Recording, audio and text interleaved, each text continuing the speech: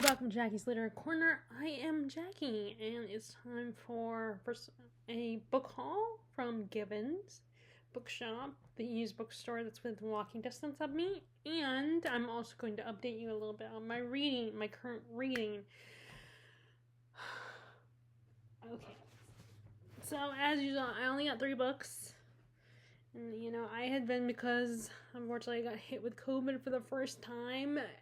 I didn't really get to go anywhere while I was and just hung out at my house, and now it's finally gone. I mean, I still have a little bit of this annoying nagging tickle in my throat. It's not that bad, like I'm not hacking or anything, but every so often I can feel that little tickle, like I need to cough. I mean, luckily it has happened today. And then also, like, I had my, how the cold still kind of hangs on when you have one, and it, like, you're still a little sniffly for a few days. Yeah, I mean, this is probably the first time where I haven't felt too sniffly. I mean, I still, like, this morning, I still felt some allergy type symptoms, like watery eyes and stuff like that, but I had not left the house, and then I went back to work finally. And now I decided to go and leave the house today. I was either going to go on a day, or I have 2 more days off coming up. I work tomorrow, and I think I have 2 days off. But I did finish The Magicians. I still have not typed in my review for that yet, but I will. I mean, I probably should do that today. And I'm actually I totally forgot that I put on hold the audiobook for, A Winter's Promise, the Mirror something series by, Christabel Davos, I think that's her name. It is a French translated fantasy book about a girl who can, they live in a world where they have their kingdoms are these, like, floating, like, they look like floating, those tops.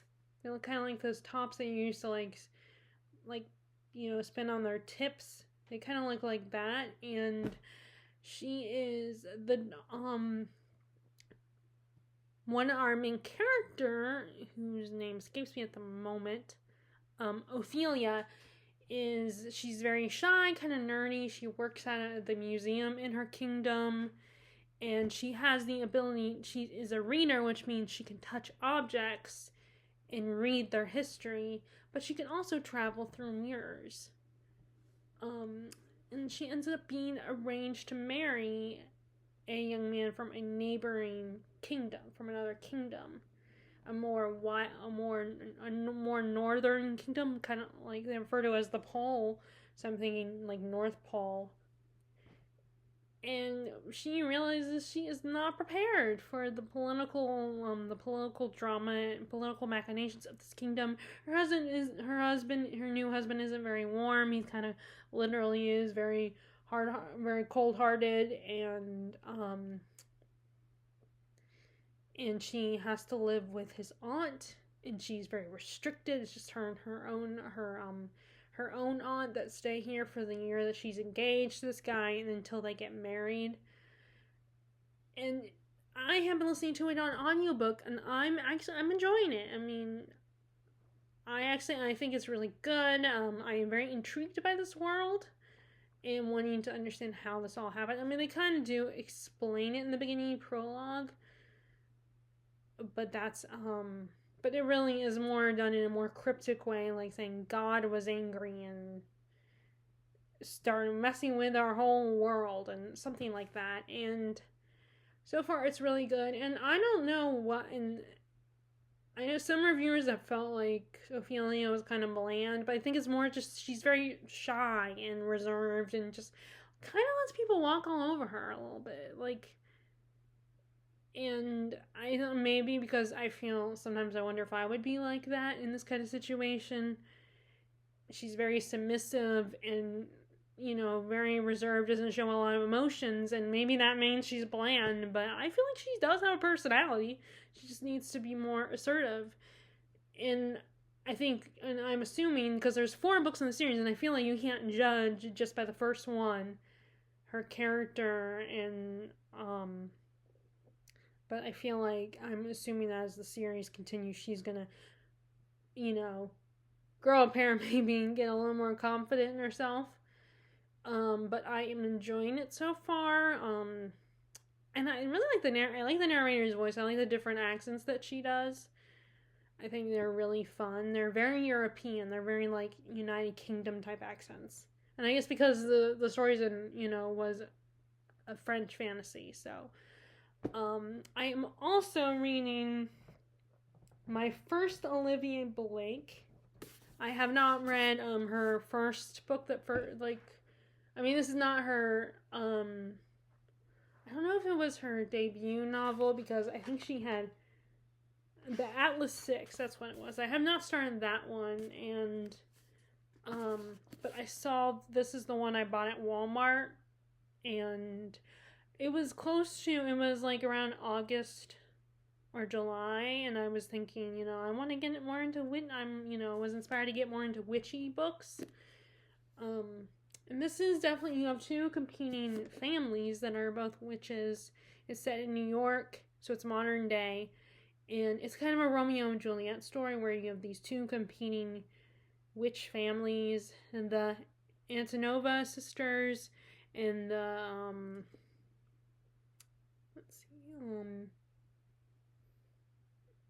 the Fedorov brothers, and and it is Russian mythology, based on Russian mythology. Like the Antonova sisters are led by their mom, calls herself Baba Yaga, and the dad of the Fyodorov brothers is Koshchei the Deathless. That's what he calls himself.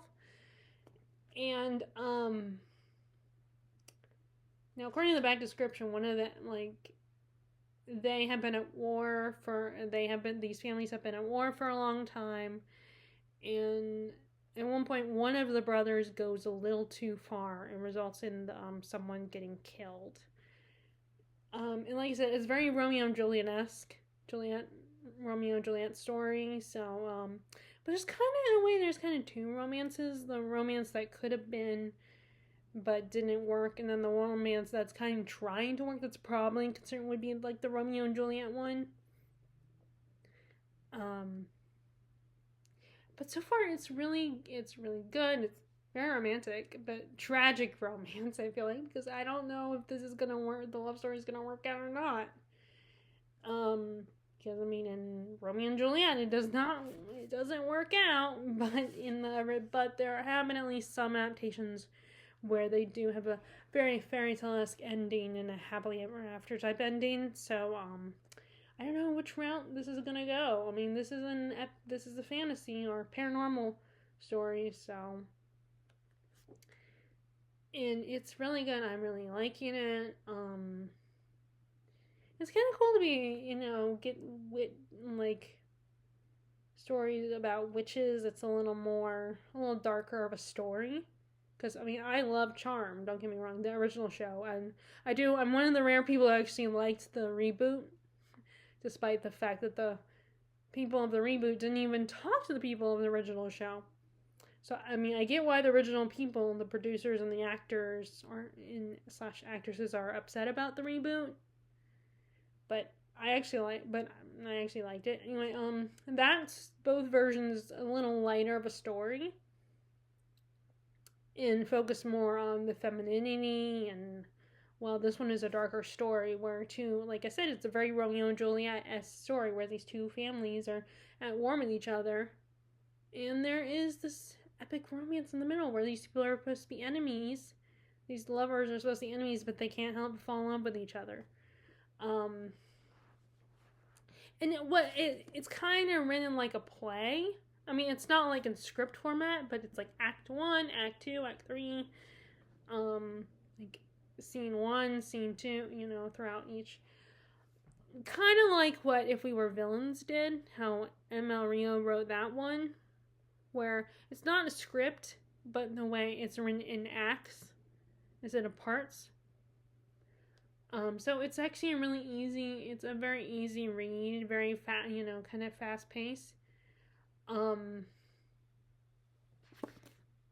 But yeah, so I'm trying to get this done before the end of the month along with the audiobook, even though surprisingly, A Winter's Promise, I think I get 2 weeks with that one. Normally it's just a week with the audiobooks because I think Libby assumes that everyone's using Libby probably is listening to their audiobook like in the car all the time or when they're traveling from places, and I don't do that. Like the only time so I think that's why originally it's a week, but I guess with this one it's 2 weeks. So that was a nice surprise, and I'm assuming the rest of the series will be like that. But it's kind of nice not feeling as rushed. I mean, I still feel like I'm kind of rushing myself because I want to finish that book before the end of the month. I mean, I know I don't have to do it, but it'd be kind of nice to have something else, other books to talk about in my wrap up. Because the only other 2 books I read, I don't, they were novellas / short stories, so I don't have a lot to say on those.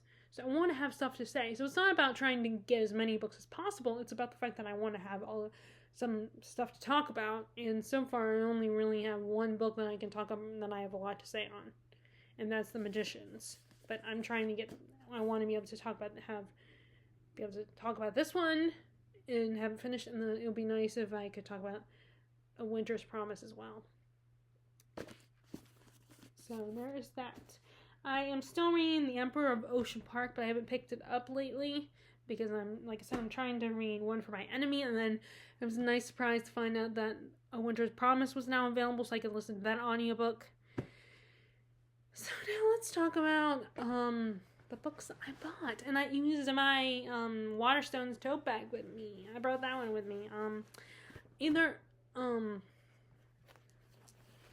So.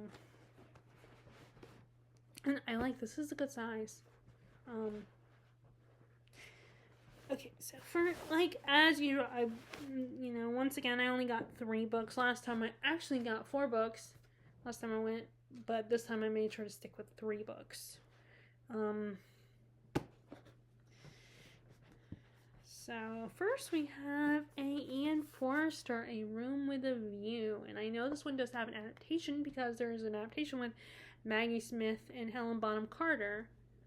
This is I think they're mother and daughter. Let's see. She calls her chaperone.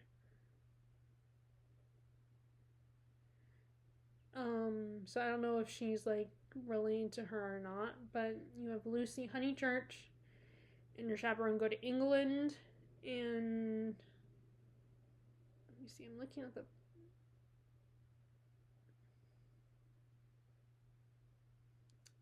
so there is a romance in the book.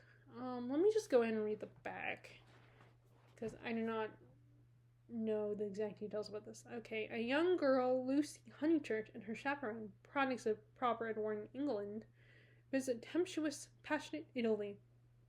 Their room with a view allows them to look into a world far different from their own, a world unconcerned with convention, unfeathered by social rituals, and unafraid of emotion.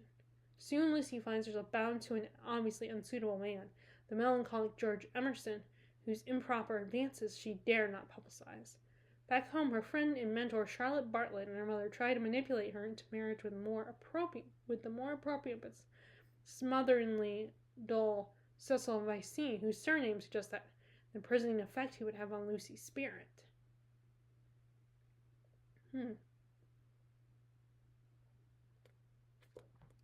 So it's going to be a love triangle. And it's going to go the old idea of one guy is boring and one guy is more interesting, more intriguing. I feel like you see that kind of love triangle a lot, where a woman is, the more suitable guy for the woman is the guy who doesn't excite her and thrill her. He's kind of boring. And then you have the bad boy, he's more exciting, more fun, and, there's more passion between you two. So, this is my 3rd Ian Forster, but when I say I mean third that I've owned, because I've only read that one. I cannot remember what it's called. The one with the brothers and the two sisters and the two brothers. I cannot remember what it's called at the moment, but there is that one, and then I have A Passage to India, which I've not read yet. I meant to read this summer. And then this is my third one, A Room with a View, and I've heard a lot about this, and I do like Ian Forster. Now, I did donate that first book. I'm tempted to, I sort of regret it, but at the same time, like, well, I mean, I don't know for sure if I really loved it, but I am intrigued to read this. And like I said, I remember, like I said, I remember the adaptation. I did not watch it, but I know I'm familiar with the adaptation.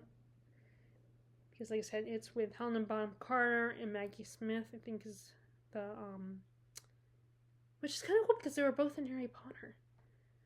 They were both, like, their characters never interacted, but, yeah, and so there's that. And then we have, this is one, this one sounded really, the plot of this one really got my attention because, first of all, you have two people who are studying completely different things, complete opposite subjects. Like, you have our main character, Melisandre. I'm using the pronunciation because it looks like the same spelling of the character in A Song of Ice and Fire, the Red Woman. I think it's the same spelling. Melisandre Stokes. She's into linguistics and languages. And then the guy she meets is a military man, Tristan, which I love that name, Tristan. And he ends up, they get involved in being,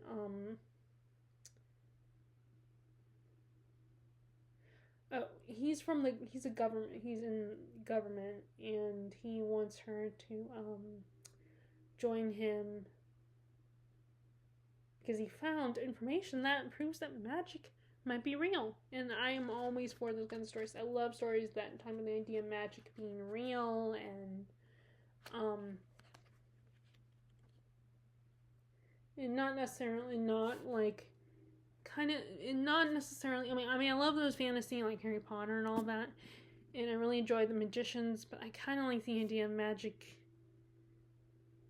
where we're not necessarily in the magical world. I mean, I love that too, but stories where we don't go to the magical world, but the magic comes to us, like it really is in our world kind of thing. I mean, and also, like,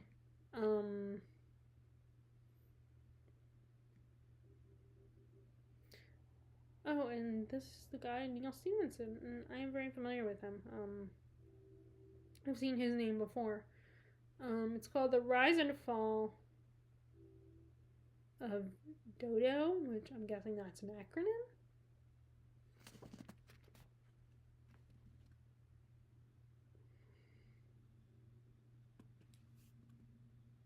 And oh, that's right. He's the guy who did he is the author of Quicksilver. That's why I recognize his name.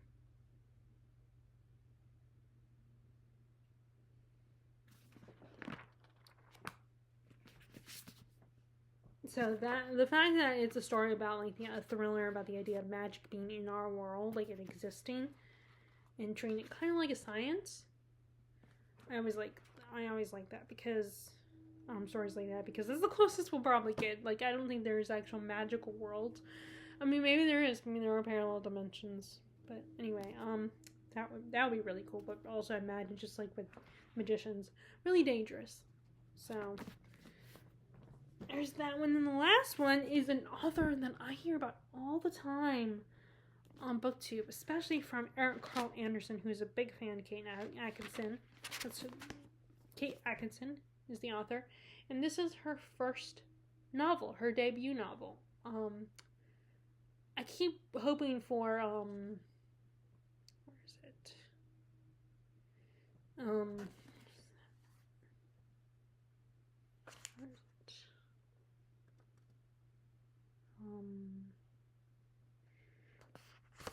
Where is it?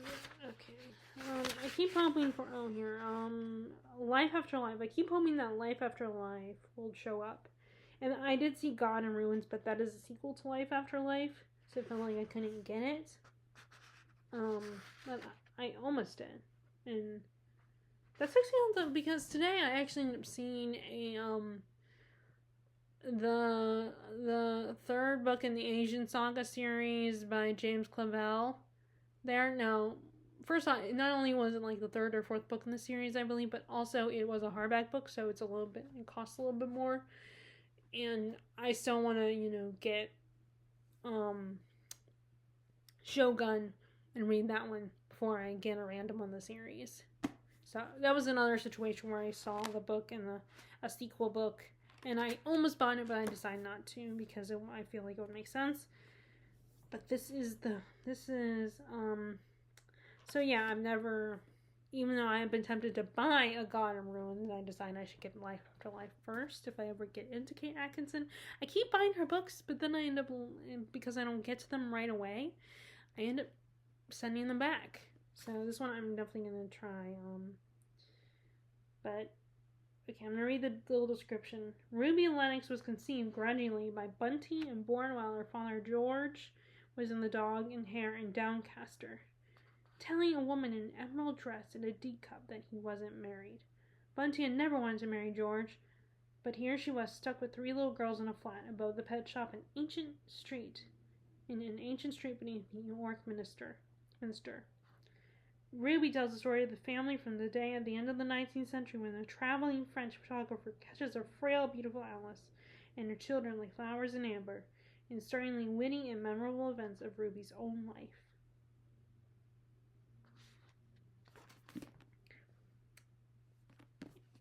So those are the 3 books I got.